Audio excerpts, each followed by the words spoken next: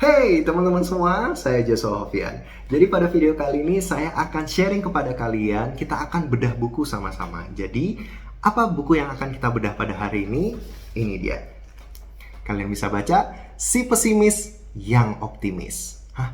Si Pesimis yang Optimis? Nggak salah tuh judul. Ini nggak kalah nyelenehnya lagi ya. Jadi ada subjudul di sini yang bertuliskan Tidak Berdaya yang Sangat Berdaya. Nah, jadi memang judul buku ini cukup clickbait ya menurut saya. Dan buku ini ditulis oleh Pak Hindranata Nikolai. Seperti itu teman-teman, kalian bisa lihat. Bukunya seperti ini. Nah, tetapi sebelum kita mulai bedah buku yang satu ini, disclaimer, seperti yang saya sampaikan di judul video ini, bahwa buku ini sangat-sangat berbahaya. Jadi buku ini benar-benar bisa merubah mindset kalian. Nah, kalau misalnya kalian tidak ingin berubah mindset, atau kalian tidak punya pola pikir growth mindset, silakan kalian skip video ini, karena ini tidak akan bermanfaat buat kalian 100%. Tetapi kalau misalnya kalian punya growth mindset, kalian ingin belajar sesuatu hal yang baru, kalian punya mindset untuk mempelajari sudut pandang yang berbeda, kalian boleh tonton video ini sampai habis karena saya yakin pasti ini sangat bermanfaat buat kalian. Oke deh, langsung aja kita bedah buku Si Pesimis yang Optimis. Jadi buku ini kurang lebih tebalnya sekitar 2-3 cm ya teman-teman. Jadi besarnya seperti ini. Harganya sendiri kurang lebih sekitar 300 ribuan, 310 ribu something gitu ya. Dan kalian bisa dapatkan ini by online, atau kalian bisa hubungi timnya Pak Hindranata Nikolai sendiri. Nah, kalau saya sendiri waktu itu kebetulan saya dikasih oleh mentor saya ya, dan saya respect banget. Ternyata buku ini benar-benar powerful dan cukup memberikan banyak insight baru buat saya.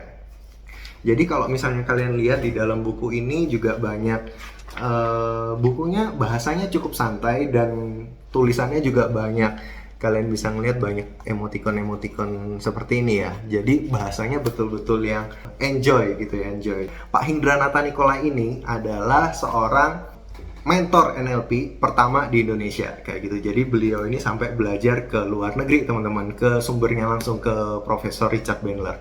Jadi beliau ini adalah orang yang pertama kali memperkenalkan NLP, Neuro Linguistic Programming. Ya, secara garis besar saya pernah ikut trainingnya, itu sangat-sangat merubah mindset dan life changing banget. Dan nggak main-main loh, sekali trainingnya NLP itu kurang lebih 7 hari, itu kalian bisa merogoh kocek kurang lebih sekitar 25 jutaan gitu ya, 25 juta something. Tetapi itu sangat-sangat worth it buat merubah mindset kalian. Nah, dibandingkan dengan buku ini juga banyak insight yang baru ya. Jadi dengan harga 300 ribuan menurut saya ini udah sangat worth it banget untuk kalian coba baca teman-teman, karena ilmunya itu gede banget. Misalnya aja ilmu yang saya dapatkan dari buku ini adalah benar-benar merubah mindset kita. Mindset manusia itu kadang terbalik-balik seperti itu ya. Jadi kadang kita ada yang merasa pintar, kadang kita ada yang merasa bodoh. Tapi coba kita bayangkan, kita ini sebenarnya pintar atau bodoh? Nah, di awal-awal buku ini ada sebuah quote yang cukup menarik. Jadi tulisannya seperti ini, saya bacakan. Orang bodoh tidak punya kepandaian yang cukup untuk tahu dirinya adalah bodoh. Karena itu orang pintar terus belajar. Nah, jadi seringkali kita sebagai manusia ini merasa pintar. Sebenarnya ketika kita menyampaikan sesuatu, hal yang kita sampaikan itu nothing, nggak ada gunanya. Dan ternyata kita nggak sadar bahwa kita sebenarnya ini tidak cukup pintar untuk mengetahui bahwa kita ini bodoh. Nah, itu teman-teman. Jadi itu bahasa-bahasa seperti itu yang sangat benar-benar merubah mindset kita supaya kita ini mempertanyakan diri sendiri. Jadi buku ini banyak hal-hal yang bisa dibilang menyindir atau sarkastik ke diri sendiri. Jadi buku ini tuh intinya, kalau misalnya kalian ya teman-teman, kalian banyak mempertanyakan diri kalian sendiri, kalian banyak menyindir diri kalian sendiri, sesuatu hal yang berbeda itu akan terjadi. Mindset kalian itu akan lebih terbuka daripada kalian menyindir orang lain, menyinggung orang lain, sarkastik ke orang lain. Ya sesekali bolehlah kayak gitu. Buat candaan atau apa kayak gitu. Tapi coba sesekali kalian coba untuk menyindir diri kalian, sarkastik ke diri kalian sendiri. kalian akan mempertanyakan logika kalian sendiri, kalian akan mempertanyakan mindset kalian sendiri. Nah, ketika kalian banyak berpikir tentang diri kalian sendiri, itu akan membuka sebuah kunci di dalam mindset kalian, sehingga mindset kalian itu, oh ternyata ada sudut pandang yang baru ya, oh ternyata ada sudut pandang yang berbeda ya, seperti itu. Poin berikutnya yang saya dapatkan dari buku ini adalah membahas madu dan racun. Contohnya aja ya, madu dan racun. Apa sih madu dan racun itu? Jadi kalau misalnya madu itu adalah hal-hal yang bermanfaat buat kalian. Racun adalah kebalikannya. Bilang aja seperti itu. Jadi contohnya aja kita berbicara tentang teguran. Nah, ketika ada orang menegur kalian, kalian akan menanggapinya sebagai madu atau racun. Ketika teguran itu menyakiti hati kalian, maka itu akan menjadi racun buat kalian. Dan itu nggak akan bermanfaat buat kalian, justru itu akan mematikan. Tetapi kalau misalnya mindset kalian ketika kalian ditegur oleh seseorang, terus kalian mencoba untuk merenungkan, mengambil hal yang baik, mengambil sisi yang positifnya, dan membuat kalian memperbaiki kesalahan kalian, itu akan menjadi madu buat kalian. Seperti itu.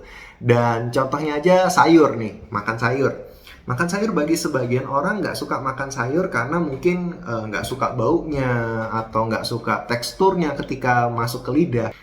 Sayur itu akan menjadi racun bagi orang yang nggak suka sayur. Kenapa? Karena ketika dia makan sayur, dia akan bersungut-sungut, dia akan nggak suka, dia akan menggerutu. Tetapi kalau misalnya orang mengetahui bahwa sayur itu sehat loh, sayur itu ternyata manfaatnya banyak loh buat kulit, buat tubuh, buat pencernaan, itu akan menjadi madu buat dia. Sehingga ketika dia makan itu akan energi positif itu akan ada di dalam dirinya, sehingga dia itu menjadi lebih baik. Seperti itu, dia itu menjadi merasa lebih, oh ini loh, kayak gitu. Jadi enak kalau misalnya kita punya pemikiran madu di dalam kehidupan kita. Jadi setiap hal itu ada madu dan racunnya.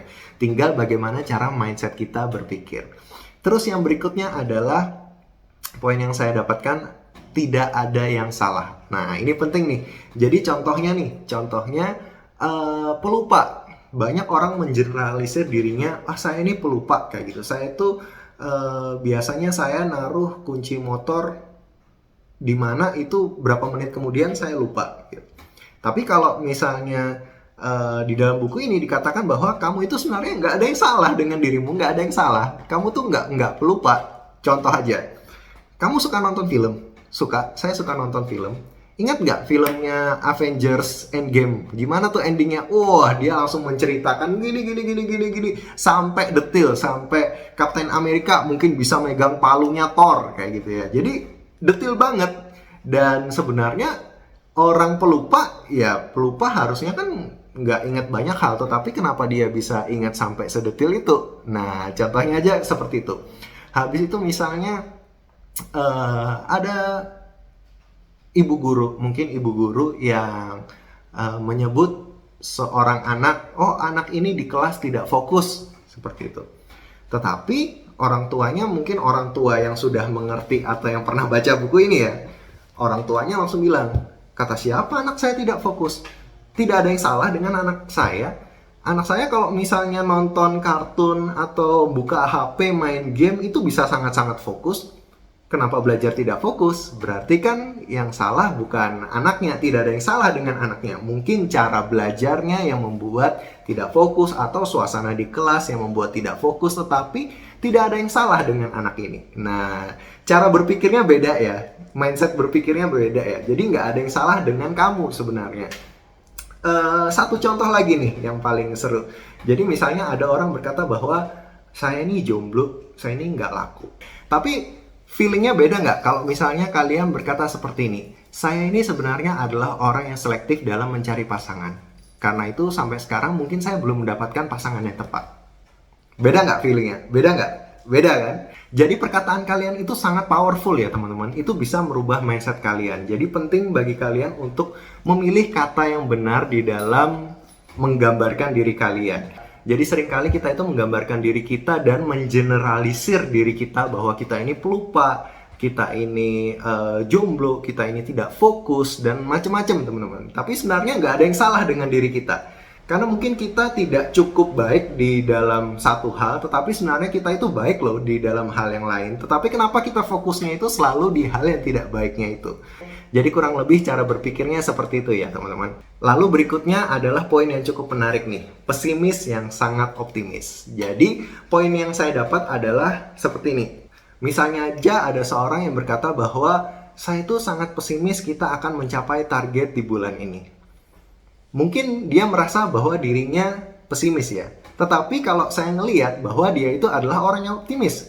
Kenapa dia optimis? Karena dia optimis bahwa bulan ini tidak akan capai target. Seperti itu teman-teman. Jadi bahasanya dibalik ya. Dan contoh lagi nih. Ada seorang pemuda yang sangat tidak yakin bahwa dia akan mendapatkan gadis impiannya. Saya itu pesimis. Kenapa kamu pesimis? Karena saya nggak yakin saya bisa mendapatkan si cantik itu, kayak gitu ya. Tapi kita ngelihatnya bahwa dia itu optimis. Optimis tidak akan mendapatkan gadis itu, teman-teman. Seperti itu ya. Jadi bahasanya berbeda. Sebenarnya dia udah punya sisi optimis, cuma dia mengalirkan energi optimisnya dia itu lebih fokus kepada hal-hal yang dia rasa bahwa itu akan terjadi. Tetapi bagaimana kalau misalnya kita lebih fokus untuk memberikan rasa optimis kita kepada hal-hal yang lebih tepat atau lebih baik. Jadi cara berpikirnya seperti itu.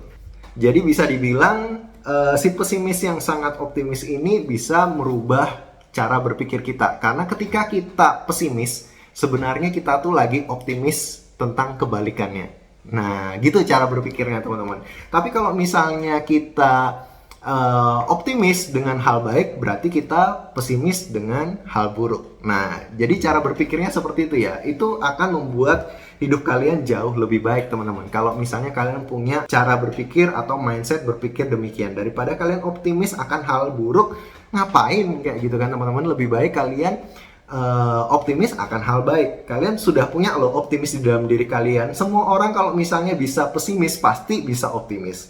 Cuma biasanya orang mengasih optimisnya itu ke hal yang salah. Seharusnya kalian ngasih rasa optimis kalian itu ke hal yang lebih bermanfaat buat hidup kalian. Seperti itu. Dan yang terakhir nih, saya paling seneng kalau sudah masuk ke topik bahasan ini. Tidak berdaya yang sangat berdaya. Nah, jadi tidak berdaya yang sangat berdaya ini ada sebuah kisah yang diceritakan di dalamnya yang sangat-sangat powerful banget. Jadi sebenarnya kalau misalnya kita merasa tidak berdaya, sebenarnya kita itu berdaya kok teman-teman. Tapi kita hanya mengalihkan daya kita itu di tempat yang tidak semestinya.